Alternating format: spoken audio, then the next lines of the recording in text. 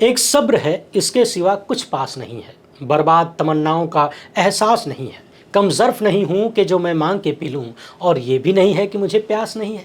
आपकी स्क्रीन पर भारतीय जनता पार्टी के जिस वरिष्ठतम नेताओं में से एक की तस्वीर दिख रही है। इनसे परिचित तो आप लोग होंगे ही, और सिर्फ इनसे ही नहीं बल्कि इनके हालात से भी परिचित होंगे कि किस तरीके से भाजपा में गुजराती जोड़ी के हावी होने के बाद तमाम वरिष्ठ नेताओं को, यहाँ तक कि जिन्होंने बीजेपी का निर्माण किया, उन्हें भी मार्गदर्शक मंडल में डाल दिया गया। ये वो मार्गदर्शक मंडल बनकर निकला जिसके मार्ग का खुद ही कुछ अता पता नहीं है। एक तरफ भारत के वर्तमान प्रधानमंत्री बहुत जल्द 75 साल के होने वाले हैं, और यही 75 की डेडलाइन बताकर करीबन 10 साल पहले बीजेपी ने यानी गुजराती जोड़ी ने तमाम वरिष्ठ नेताओं को किनारे कर दिया। और अब दिल्ली में आरएसएस के 100 वर्ष पूरे होने के उपलक्ष्य में एक कार्यक्रम के दौरान भाजपा के वरिष्ठ नेता डॉक्टर मुरली मनोहर जोशी ने भारत की वर्तमान परिस्थितियों, आर्थिक से लेकर सामाजिक तक, शिक्षा से लेकर जीवन तक पर बहुत कुछ कह दिया है। मगर समझने वाली बात यह है कि इसी कार्यक्रम में किसी ने यह भी कह दिया कि जो भी कहा गया है उसे वर्तमान सरकार की आलोचना या उसकी नीतियों की समीक्षा नहीं समझना चाहिए। इसलिए मैंने कहा कि एक सब्र है, इसके सिवा कुछ पास नहीं है। बर्बाद तमन्नाओं का एहसास नहीं है। कम ज़र्फ़ नहीं हूँ कि जो मैं मांग के पी लूँ, और ये भी नहीं है कि मुझे प्यास नहीं है। जाहिर सी बात है, जिन लोगों ने पार्टी को बनाया, कहाँ से कहाँ पहुँचाया, जब उन्हें इस तरह से किनारे कर दिया गया, सब कुछ छिन गया, तो सब्र के सिवाय और पास में क्या बचा है? पास में है प्यास, जो अब बुझने से रही, क्योंकि मांग के पीने वाला काम भी नहीं कर सकते। एक तरफ प्रधानमंत्री नरेंद्र मोदी हैं, जो तमाम चुनौतियां, धमकियों और यहाँ तक कि भारत के खिलाफ खुली जंग में पाकिस्तान का साथ देने वाले चीन और हर दिन हड़काने वाले ट्रंप यानी अमेरिका का बिना नाम लिए इशारों में बतियाते हैं। दूसरी तरफ उन्हीं की पार्टी के वरिष्ठ नेता भी इशारों में कहीं न कहीं सत्ता की पोल खोल रहे हैं। इस मसले पर एकदम आसान भाषा में इंडियन एक्सप्रेस की रिपोर्ट पर चर्चा करेंगे कि दिल्ली में डॉक्टर मुरली मनोहर जोशी ने क्या कुछ कहा है। साथ ही चर्चा करेंगे जीएसटी की दरों को घटाने को लेकर प्रधानमंत्री के नए बयानों की। जी हां, हुजूर गजब की कहानी लेकर आए हैं। वैसे आरएसएस के इस कार्यक्रम में एक और चीज निकली है, और वो ये है कि क्या बीजेपी आरएसएस इतनी मजबूर हो गई है कि जिन सोशलिस्ट विचारधारा, कम्युनिस्ट विचारधारा का विरोध करते हैं, उन्हीं लोगों को कथित रूप से जिक्र करने लगे हैं। क्या ये बीजेपी का वैचारिक पतन नहीं कहा जाना चाहिए? कहानी बड़ी रोचक है, इसलिए आखिर तक देखिएगा। पहली बार है तो चैनल को सब्सक्राइब करके घंटी बजा दीजिए टन से।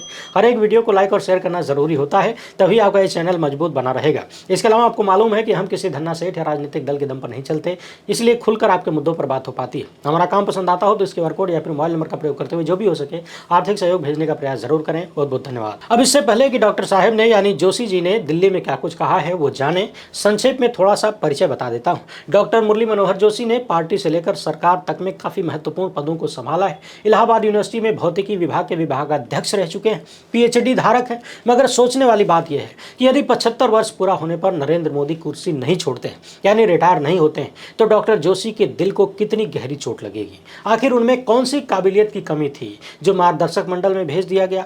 इतने पढ़े लिखे विद्वान थे, भाजपा के संस्थापक सदस्यों में से एक थे। एक वक्त में कहा जाता था कि बीजेपी की 3 धरोहर अटल, आडवाणी और मनोहर। और सबसे महत्वपूर्ण बात कि डॉक्टर साहब के पास अच्छी खासी डिग्रियां थी, और डिग्रियों को लेकर कोई विवाद भी नहीं था। इनसे कभी किसी ने नहीं कहा कि मार्कशीटियां दिखाइए, आपकी मार्कशीट फर्जी है, किसी ने नहीं कहा। बहरहाल संस्थापक सदस्य होने के साथ साथ जोशी जी बीजेपी के राष्ट्रीय अध्यक्ष भी रहे। पूर्व प्रधानमंत्री अटल बिहारी वाजपेयी की 16 दिन वाली सरकार में केंद्रीय गृह मंत्री भी रहे। इसके बाद मानव संसाधन विकास मंत्री बने, विज्ञान और प्रौद्योगिकी मंत्री भी थे, ओशन डेवलपमेंट का प्रभार था, और लोकसभा की सार्वजनिक लेखा समिति के अध्यक्ष भी रहे, वो भी 2 बार। संसद के दोनों सदनों में कई बार सदस्य बने। बीजेपी के फाउंडर, जनरल सेक्रेटरी से लेकर कोषाध्यक्ष जैसे तमाम पदों को संभाला। मगर जैसे ही 2014 में अमृतकाल लागू हुआ, मार्गदर्शक मंडल में भेज दिए गए। मगर थोड़ी देर के लिए कल्पना करिए, आज जैसे जैसे 17 सितंबर की तारीख नजदीक आ रही है, आरएसएस प्रमुख मोहन भागवत से लेकर तमाम भाजपा नेता ये कहने में जुटा दिए गए हैं कि 75 साल पर रिटायरमेंट की कोई बात नहीं है, ऐसा कोई नियम हमारे यहाँ नहीं है। मगर 10 साल पहले यही पूरा भाजपा सिस्टम ललकार रहा था कि 75 के हो गए, अब आराम करिए, नए लोगों को मौका दीजिए। तो सवाल यह है कि क्या अमृतकाल में बीजेपी के भीतर नए लोगों की कमी रह गई है? क्या नए लोगों के लाले पड़ गए हैं, उनमें काबिलियत नहीं है? क्या आप डॉक्टर जोशी और LK आडवाणी के दुखों का अंदाजा लगा सकते हैं? हैं। और अब क्या आप उन दुखों का अंदाजा लगा सकते हैं कि तमाम समस्याओं को गिनवाने के बाद भी ये कहा जाने लगे कि इसे सरकार की आलोचना मत समझिएगा। डॉक्टर जोशी ने आरएसएस के 100 साल पूरे होने पर संघ प्रमुख मोहन भागवत की उपस्थिति में बंद कमरे में, जी हां बंद कमरे में क्या कुछ कहा है उसे जरा ध्यान से सुनिएगा। दिल्ली में 3 दिवसीय व्याख्यान कार्यक्रम होने वाला है, मगर उसके पहले ही आर्थिक क्षेत्र में कार्य करने वाले 6 संगठनों के लगभग 80 प्रतिनिधि एक बंद कमरे में जुटे थे और यहां पर देश की सामाजिक और आर्थिक स्थिति से जुड़ी हुई स्लाइडें दिखाई गई। यहीं पर 91 वर्ष के मुरली मनोहर जोशी ने वामपंथी कहे जाने वाले अर्थशास्त्री और नोबेल पुरस्कार विजेता अमर्त्य सेन के उद्धरणों का साथ लिया, यानी अमर्त्य सेन को कोट करते हुए देश की स्थितियों के बारे में चर्चा की। जोशी ने कहा कि आर्थिक विकास किसी देश का एकमात्र उद्देश्य नहीं हो सकता। यह एक महत्वपूर्ण सवाल यह है कि क्या बीजेपी का, आरएसएस का इतना वैचारिक पतन हो गया कि जिन अमर्त्य सेन को लेकर इन्हीं की विचारधारा के लोग अब तक तमाम उल्टी सीधी बातें किया करते थे, जिस विचारधारा को ये लोग देशद्रोही और राजद्रोही कहते हैं, आज बीजेपी के संस्थापक सदस्य जो कि पूर्व में बीजेपी अध्यक्ष भी रह चुके हैं, उनको उन्हीं नोबेल पुरस्कार विजेता अमर्त्य सेन के ज्ञान का समर्थन लेना पड़ रहा है। डॉक्टर जोशी ने 70 स्लाइडें प्रस्तुत की कि देश में आय की असमानता और प्रति व्यक्ति जीडीपी की जो खराब स्थिति है उस पर बात किया। आय की असमानता को ऐसे समझिए कि कहने के लिए तो भारत चौथी पांचवी बड़ी अर्थव्यवस्था हो गया है दुनिया का, मगर अकेले अकेले व्यक्तियों की जेब में कितना पैसा है। परिवार का उदाहरण ले आसान भाषा में तो ऐसे समझिए कि एक परिवार में मान लिया 10 लोग हैं, एक आदमी अकेले 100 करोड़ कमाता है, 4 लोग मिलकर 5 लाख कमाते हैं और बाकी के 5 लोग महीने का 50,000 कमाते हैं। अब जब हम पूरे परिवार की कमाई देखेंगे तो ये हो जाएगी 100 करोड़ 5,50,000। सुनने में तो बहुत बड़ा हो जाएगा, सबको लगेगा कि कितना अमीर परिवार है, पूरे परिवार की कमाई तो सच में बहुत बड़ी है। मगर एक एक आदमी अकेले अकेले कितना कमाता है? एक है अकेले 100 करोड़ कमा रहा है, उसी में 4 लोग मिलकर 5 लाख कमाते हैं और उसी परिवार में 5 लोग ऐसे भी हैं जो खाली 10-10 हज़ार महीने का कमा रहे हैं, यानी 5 लोग मिलकर 50,000 कमा रहे हैं। तो सोचिए कि 100 करोड़ और 10,000 में कितना अंतर है। यही हाल भारत की जीडीपी का है। कुछ धन्ना सेठ बेतहाशा कमा रहे हैं, बाकी के 100 करोड़ लोगों के पास खर्च करने के लिए भी पैसा नहीं है, यानी ज़रूरत भी पूरी नहीं हो रही। ये रिपोर्ट हमने हाल ही में दिखाया था। तो आर्थिक असमानता की यही बात है। डॉक्टर जोशी ने भारत की प्रति व्यक्ति जीडीपी की खराब स्थिति पर बात की, यानी एक तरफ मोदी सरकार दुनिया भर में तीसरी सबसे बड़ी अर्थव्यवस्था के रूप में भारत को बनाने का बेड़ा उठा रखा है, दूसरी तरफ उन्हीं की पार्टी के वरिष्ठतम नेताओं में से एक ने मोदी सत्ता के आर्थिक नीतियों की पोल खोल दी। डॉक्टर जोशी ने डी ग्रोथ का प्रस्ताव रखा, जिसका मतलब है कि आर्थिक विकास पर ध्यान केंद्रित करने से अलग सार्वजनिक चर्चा का उपनिवेशीकरण, यानी सामाजिक उद्देश्य के रूप में इसे पूरा करना। इंडियन एक्सप्रेस के लिए इस रिपोर्ट में श्यामलाल यादव ने कहा कि आरएसएस प्रमुख मोहन भागवत ने डॉक्टर जोशी की सराहना की और कहा कि जोशी जी ने सब कुछ कह दिया है। हालांकि ये रिपोर्ट ये भी बताती है कि डॉक्टर जोशी से इंडियन एक्सप्रेस ने कई सारे सवाल किए थे, लिख कर दिया, मगर जवाब नहीं मिला। डॉक्टर जोशी ने अमर्त्य सेन को उद्धृत करते हुए कहा कि यदि किसी राष्ट्र की आर्थिक सफलता का आकलन केवल आय से किया जाता है, यानी उसकी जीडीपी से किया जाता है, तो कल्याण का जो इंपॉर्टेंट लक्ष्य है वो छूट जाता है। आर्थिक असमानता पर डॉक्टर जोशी ने कहा कि 2021 में भारत की आबादी के सबसे धनी 10% लोगों के पास कुल घरेलू संपत्ति का 65% हिस्सा था, यानी 10% के पास 65% हिस्सा। भारत का प्रति व्यक्ति सकल घरेलू उत्पाद केवल $2878 था, जबकि जापान का 33,955 था, यानी हम जापान से बहुत पीछे हैं, बहुत पीछे। और इन सब चीजों को भुलाकर हम दुनिया का चौथी अर्थव्यवस्था बन चुके हैं। डॉक्टर जोशी ने कहा कि विदेशों पर अधिक निर्भरता भारत के हित में नहीं है, हमें डी ग्रोथ को अपनाना चाहिए, यानी प्राकृतिक संसाधनों का कम से कम उपयोग करना चाहिए, समाज को शेयरिंग की तरफ बढ़ना चाहिए, सादगी, मिलनसारिता, देखभाल के साथ अलग ढंग से देश को संगठित करने के लिए आगे बढ़ना चाहिए। दीनदयाल उपाध्याय का हवाला देते हुए डॉक्टर जोशी ने कहा कि हमारे पास जो होता है हम उसकी रक्षा करने के बजाय जो नहीं है उसको पाने की योजना बनाते रहते हैं। हम कृषि और स्वदेशी उद्योगों पर ध्यान देने में फेल रहे हैं। ध्यान से सुनिएगा, डॉक्टर जोशी कह रहे हैं कि हम स्वदेशी और उद्योगों पर ध्यान देने में फेल रहे हैं, जबकि हमने विदेशी चीजों का स्वागत किया है जो कि भारत के हित में नहीं है और प्रतिष्ठा को कमजोर करता है। अब यहीं पर आपको याद दिला दें कि चीन से भारत का व्यापार घाटा लगभग $100 बिलियन का है, $100 बिलियन। डॉक्टर जोशी ने भारत में नशीली दवाओं को लेकर भी चिंता जताई, आंकड़े देते हुए कहा कि 10 से 17 साल की उम्र के 15.8 मिलियन बच्चे, यानी लगभग 1,60,00,000 बच्चे नशीली दवाओं के आदी हैं। ध्यान रहे पिछले 11 साल से नरेंद्र मोदी की सरकार है, ज्यादातर बड़े राज्यों में भी इन्हीं की सरकार है, यानी डबल इंजन है। फिर भी 1.5 करोड़ से ज्यादा बच्चे नशे में लिप्त हैं, ये डॉक्टर जोशी बता रहे हैं। उन्होंने बताया कि एम्स के एक रिसर्च में पता चला है कि दिल्ली की सड़कों पर रहने वाले 1/3 बच्चे शराब का और ड्रग्स का सेवन करते हैं। और खुद केंद्रीय गृह मंत्री अमित शाह ने भी ये बताया था कि 7% भारतीय लोग नशीले पदार्थों के जाल में फंसे हुए हैं। देश में आत्महत्याओं की दर पर भी डॉक्टर जोशी ने सवाल खड़े किए और कहा कि एनसीआरबी के आंकड़ों से पता चलता है कि भारत में कुल स्वतः जीवन समाप्त करने की घटनाएं 2018 से लेकर 2023 तक 98 लोगों ने स्वतः जीवन समाप्त किया। आगे आगे सुनते जाइए। डॉक्टर मुरली मनोहर जोशी ने बहुत कुछ कहा है। शिक्षा पर बोलते हुए इन्होंने कहा कि कॉलेज स्तर पर कुल जो नामांकन होते हैं उसमें भी भारत का प्रदर्शन खराब है, केवल 32.7% है। 1995 की तुलना करें तो सुधार हुआ है, काफी सुधार हुआ है, लेकिन आज की तारीख में पोलैंड का अनुपात 75% से ज्यादा है, जापान का 64% से ज्यादा है। यानी इन देशों से कॉलेज स्तर पर पढ़ाई के मामले में भारत बहुत पीछे है।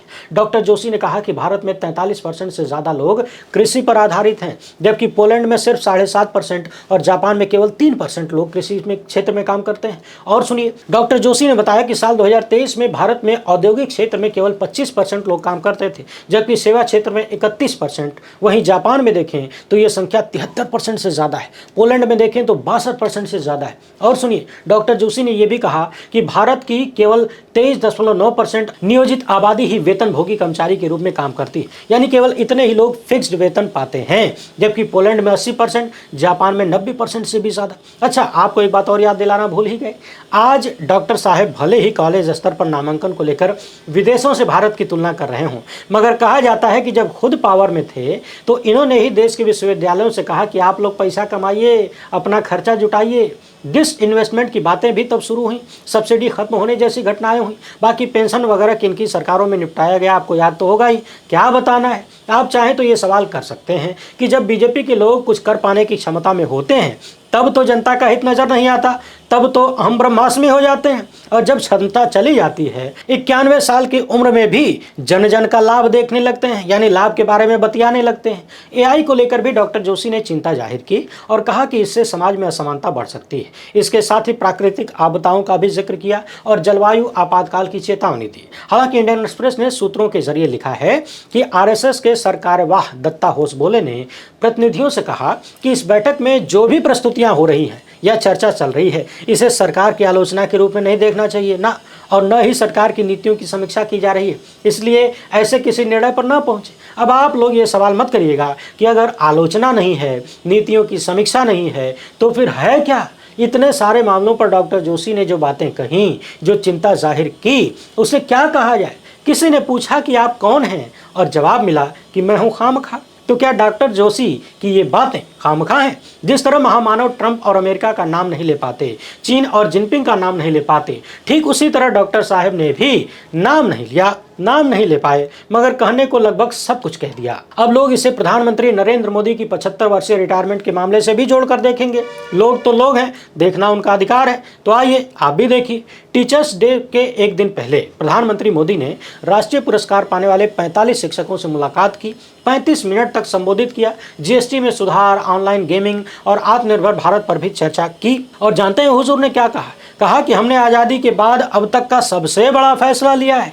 अब यहीं पर आपको याद दिला दें, जब इन्होंने जीएसटी को लागू किया था तो आधी रात को कैसा जश्न किया गया था। ऐसा लग रहा था कि संसद भवन से लेकर तमाम सरकारी बिल्डिंगों पर नई दिवाली मनाई जा रही है। तब भी यह आज़ादी से लेकर अब तक का सबसे बड़ा फैसला था और अब भी है। यानी जब लोगों पर बेतहाशा जीएसटी थोपी गई तब भी उसका क्रेडिट लिया, और अब जब जीएसटी को कम किया गया है तब भी क्रेडिट ले रहे हैं। हुजूर कह रहे हैं कि कांग्रेस ने बच्चों की टॉफियों पर टैक्स लगा दिया, मगर ये नहीं बता रहे कि खुद भी तो लेते हैं, चॉकलेट वगैरह हर चीज़ पर तो टैक्स है। और उससे भी बड़ा सवाल ये है कि कॉपी, किताब, कलम, इन सब पर जो जीएसटी लगती है, तब हुजूर आप कहाँ होते हैं? सवाल ये भी है कि बच्चों के लिए कॉपी कलम ज़्यादा ज़रूरी है या टॉफी चॉकलेट? कह रहे हैं कि मैंने 15 अगस्त को ही लाल किले से कहा था कि आत्मनिर्भर बनाने के लिए अगली पीढ़ी के सुधार करना बहुत ज़रूरी है। मगर सवाल ये है कि अगर अगली पीढ़ी के लिए सुधार ज़रूरी था तो 8 साल से ये बिगाड़ काहे लेके घूम रहे थे? कांग्रेस, राहुल गांधी और तमाम विपक्षी पार्टियां लगातार कह रहे थी कि भैया इसको सुधारो, इसको ठीक करो। तब तो आप कह रहे थे कि गलत बात मत करो, और अब कह रहे हैं कि बड़ा सुधार कर दिया, तो 8 साल तक बिगाड़ के काहे रखा? उसका जवाब क्यों नहीं देते? ये तो वही बात हुई कि पहले आप 100 डंडा मारते थे, अब 50 डंडा डंडा मारेंगे और कह रहे हैं कि हमने 100 डंडा मारने का फैसला भी ऐतिहासिक कर दिया था, अब 50 डंडा मार के भी ऐतिहासिक फैसला किया है। कभी कभी प्रधानमंत्री की बातें सुनकर ऐसा भी लगता है कि वो खुद विपक्ष में बैठे हैं और सरकार कोई और चला रहा है। उन्होंने कहा कि हमारे देश में आज भी 1 लाख करोड़ रुपए का खाने का तेल बाहर से लाना पड़ रहा है। अगर ये पैसा यहीं रहता तो कितने बच्चों की ज़िंदगी बन जाती, कितनों की ज़रूरतें पूरी हो जाती। बात तो सही है, मगर सवाल ये है कि हुजूर आप 11 साल से सत्ता में हैं, देश के तमाम बड़े राज्यों में आपकी सरकार है, यानी डबल इंजन है, फिर भी ये नौबत क्यों है कि 1 लाख करोड़ रुपए का खाने का तेल बाहर से लाना पड़ रहा है? आपने अब तक किया क्या? और जहां तक बच्चों की जिंदगी बनाने की बात है, उनकी जरूरतें पूरी करने की बात है, तो 16 लाख करोड़ रुपया जो कथित रूप से आपने धन्ना सेठों का माफ कर दिया, उससे भी तो बहुतों की जिंदगी बन जाती। और तो और 8.5 हजार करोड़ की जहाजिया में जो उड़ते हैं, उससे बताइए कितने बच्चों की जिंदगी बन जाती, कितने कॉलेज बन जाते। एक महत्वपूर्ण सवाल ये भी है कि शिक्षक दिवस से पहले जब आप शिक्षकों से बात करते हैं, पढ़ने पढ़ाने वालों से बात करते हैं, तो सबके मन में ये सवाल आता है कि हमारे प्रधानमंत्री डिग्रियां काहे छुपाते हैं? आखिर डिग्री में ऐसा क्या है? यदि कुछ गड़बड़ नहीं है तो देश के सामने रख देना चाहिए, और यदि कुछ गड़बड़ है तो क्या शिक्षा पर बात करने का कोई नैतिक अधिकार हुजूर के पास है? ऑनलाइन गेमिंग पर भी प्रधानमंत्री ने बोला और कहने लगे कि ये बीमारी नशे की तरह है, ये एक चिंता का विषय है। गेमिंग बुरा नहीं है, लेकिन गैम्बलिंग बुरा है। जबकि पूरे देश में ज़्यादातर युवाओं को मोदी सत्ता के अमृतकाल के दौरान गेमिंग में फंसा दिया गया। आप ज़्यादातर युवाओं को देखिए, दिन भर मोबाइल लेके सट्टा में लगे रहते हैं। आरोप लगने लगा है कि पहले जो जुआ बदनाम हुआ करता था, अब उस जुए को मोबाइल में घुसा के नया नाम दे दिया गया, फलानवा गेम, ढिमकनवा गेम, और हर हाथ में पकड़ा दिया गया कि जुआ खेलो, उसी में लगे रहो। क्रिकेट से संबंधित कितने सट्टा वाले ऐप चलते थे आप लोग जानते तो होंगे ही। हालांकि मेरा क्रिकेट से दूर दूर तक कोई इंटरेस्ट नहीं है और इन चीज़ों से कोई संबंध भी नहीं है, इसलिए बहुत जानकारी नहीं है। लेकिन जिसको भी मोबाइल में दुनिया भुलाकर घुसा हुआ देखता हूँ, जिस भी नौजवान को, तो समझ में आ जाता है कि ये जुआरी हो चुका है। 200, 400, 500 लगा के दिन भर मोबाइल में घुसे रहते हैं। सवाल है कि हुजूर जब करोड़ों युवा इस नशे की लत में जा रहे थे तो आपको पता क्यों नहीं चला? आपकी सरकार को पता क्यों नहीं चला? कहाँ सो रहे थे? प्रधानमंत्री ने कहा कि हमारे देश में गुरु शिष्य परंपरा है, माँ जन्म देती है, गुरु जीवन देता है। मगर इसी देश में इन्हीं के डबल इंजन में 69,000 शिक्षक भर्ती के तमाम गुरु सब कुछ करने के बाद भी गुरु नहीं बन पाए। और प्रधानमंत्री के करीबी मंत्री ओम प्रकाश राजभर ने कह दिया कि सब लाते खाने लायक हैं। योगी सरकार की लाठियां जब न तब बरस जाती हैं। और देश भर की यूनिवर्सिटी में, कॉलेजों में, छोटे छोटे विद्यालयों में कितने लाख टीचरों की वैकेंसी खाली है। क्या आपको पता है? अगर पद खाली हैं तो बच्चों का जीवन कौन बनाएगा जी? माँ ने तो पैदा कर दिया, जीवन दे दिया, लेकिन जीवन बनाएगा कौन? क्या तब डबल इंजन को याद नहीं आता कि भारत गुरु शिष्य परंपरा का उपासक रहा है? वैसे भी आप तो जानते ही हैं कि हुजूर जो कहते हैं वो डेफिनेटली नहीं करते, और जो नहीं कहते हैं वो कर ही देते हैं। वो दिन दूर नहीं जब लोग कथनी और करनी में भयंकर अंतर को हुजूर का उदाहरण देकर समझाएंगे। वैसे डॉक्टर जोशी के दर्द पर आप क्या कहना चाहते हैं? कमेंट बॉक्स में जरूर लिखिएगा। पहली बार है तो चैनल को सब्सक्राइब करके घंटी बजा दीजिए टन से। फिलहाल इतना ही। हमसे जुड़ने के लिए बहुत बहुत धन्यवाद। जय हिंद।